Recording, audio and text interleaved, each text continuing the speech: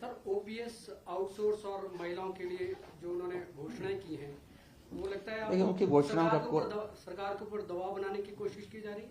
देखिए उनके दबाव में सरकार कभी पहले भी नहीं आई, ना आ जाएगी। हम कर्मचारियों के लिए अच्छा सोचते हैं, अच्छा उनके बारे में विचार करते हैं। उनके सहयोग से हिमाचल प्रदेश के विकास को गति मिली है निश्चित रूप से, और उनकी एक बहुत महत्वपूर्ण भूमिका है। हम सारी चीजों को पॉजिटिव डायरेक्शन में जो किया जा सकता है वो करने की कोशिश कर रहे हैं।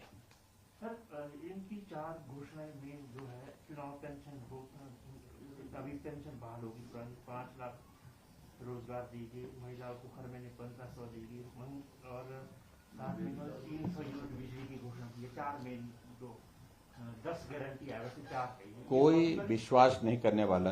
बिजली की अगर बात कहते हैं कि हमने उसमें काम करना शुरू कर दिया, हम 125 यूनिट पहले ही दे चुके हैं। और इनको इस बात को भी सोचना चाहिए, जिस दिन हमने ये अनाउंसमेंट की थी महिलाओं के लिए 50% किराए में छूट और हिमाचल प्रदेश में 125 यूनिट बिजली मुफ्त देने की बात कही थी। और मुफ्त नहीं में इस बात को लेकर के हमने एक पर्टिकुलरली एक सेक्शन को राहत देने की बात की। राहत और मुफ्त दोनों चीजें अलग अलग हैं।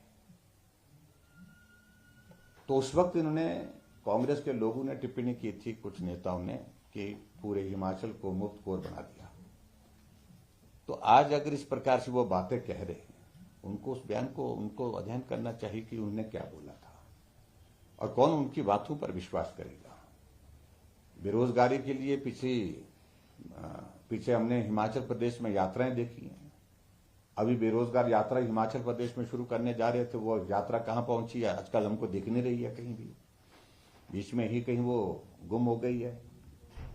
और इसके अलावा जहां जिन घोषणाओं का जिक्र कर रहे हैं उस पे 1500 रुपए 18 से 60 साल की महिलाओं को देने की बात कही, तो उनके ही एक नेता ने उस वक्त एक टिप्पणी की थी कि cut your code according to your cloth, इनकी जितनी चादर है उतना पांव फैलाओ।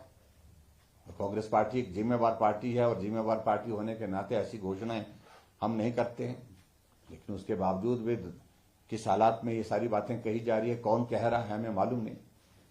लेकिन कुल मिलाकर के कोई संभावना नहीं कांग्रेस पार्टी के लिए, न देश में न प्रदेश में। सर अब 40 दिन रह गए हैं ऑलमोस्ट चुनावी मोड में जाने के लिए, तो एनटीटी का एक मुद्दा है जो काफी लंबे समय से पेंडिंग पड़ा हुआ है। क्या वो इन 40 दिनों में, देखिए हमने कही है, हमने बात कही है, 15 अगस्त को हमने अपनी बात कही है, उसमें हम कुछ फॉर्मूला निकाल रहे हैं, कुछ वे निकाल रहे हैं। मदद करने की मंशा है, वो बहुत बड़ा एक नंबर है, 15,000 से के लगभग वो नंबर है।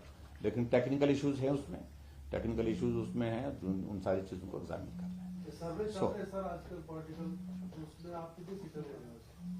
तो वो तो आप लोगों के पास हो ना, आप भी तो सर्वे कर रहे होंगे मेरे ख्याल में आजकल।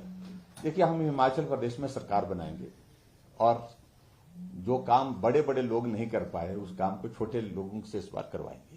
छोटे लोग मतलब हम छोटे लोग हैं, तो इसलिए मैं इतना ही कहना चाह रहा हूं कि जो रिवाज बदलने की बात कही है हमने, तो पूरे देश भर में रिवाज बदल गया। उत्तराखंड में भी कहां बनती थी सरकार 5 वर्ष के बाद, रिवाज बदला तो सरकार बनी है वहां पर। उत्तर प्रदेश में 37 वर्षों के बाद कोई सरकार 5 वर्ष का कार्यकाल पूरा होने के बाद फिर सत्ता में आई है, तो रिवाज बदला। हमारा हरियाणा का प्रदेश पड़ोस का है, 2014 में वहां पर चुनाव हुआ था और 2014 में मनोहर लाल जी की सरकार, बीजेपी की सरकार बनी थी, उनके नेतृत्व में 2019 में फिर सरकार रिपीट हुई। रिवाज बदला है, पूरे देश में बदला है। मणिपुर में बीजेपी की सरकार थी, फिर आई है। गोवा में बीजेपी की सरकार थी, फिर आई है।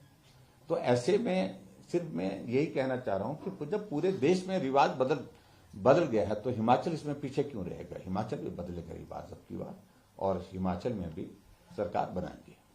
एक बैठक हुई है सर कुछ दिन पहले, काफी लंबे समय से 1,90,000 पेंशनर है, वो उनकी भी काफी डिमांड है, सड़कों पर आए थे, प्रोटेस्ट किया था। आप क्या मान के चले आज की जो हुई है जैसी इसकी बैठक थी हमारे जो पेंशनर्स की, उनके साथ हमारी सौहार्दपूर्ण बात हुई, उसकी डिटेल आपको आ जाएगी और उसमें मैं ये हमारे प्रेस सेक्रेटरी की, क्योंकि वो लंबी है।